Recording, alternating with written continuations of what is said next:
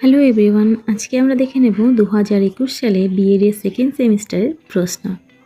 Assessment for learning second হাফে আছে assessment of the learning system, course 1.2.9, time আছে 1.5 hours, full marks 35, group এ marks 10। নিচের প্রশ্নগুলি থেকে যে কোনো 5টি প্রশ্নের উত্তর দিন। 1 এ বিদ্যালয়ের পরিকাঠামোগত সুবিধা বলতে কী বোঝেন? বি সময় তালিকার যে কোনো দুটি গুরুত্ব উল্লেখ করুন। সি বিদ্যালয়ের স্বাস্থ্যসম্মত পানীয় জলের সুবিধার দুটি বৈশিষ্ট্য লিখুন। ডি একটি মাধ্যমিক স্তরের বিদ্যালয়ের মানব সম্পদগুলির উল্লেখ করুন। ই বিশেষ শিক্ষা দুটি লক্ষ্য উল্লেখ করুন। এফ বিদ্যালয়ের নথি সংরক্ষণের দুটি কারণ লিখুন। জি বুক ব্যাংক গঠনের উদ্দেশ্যসমূহ কি কি? চলে যাব পরের পেজে।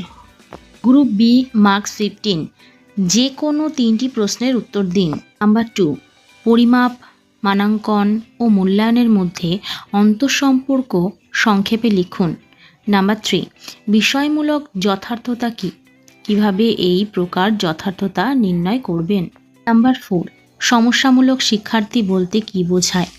শ্রেণীকক্ষে সাধারণত যে বিভিন্ন ধরনের সমস্যা দেখতে পাওয়া যায় সেগুলো উল্লেখ করুন। নাম্বার 5, অভিক্ষার নির্ভরযোগ্যতা বলতে কী বোঝেন? নির্ভরযোগ্যতা পরিমাপের দুটি পদ্ধতি সংক্ষেপে আলোচনা করুন। কি কি বিষয় আভ্যন্তরীণ ও বাহ্যিক অভিক্ষার স্কোরের নির্ভরযোগ্যতাকে প্রভাবিত করে? নাম্বার 6, আত্মবিবৃতিমূলক পদ্ধতি কিভাবে মূল্যায়ন পদ্ধতিকে সাহায্য করে?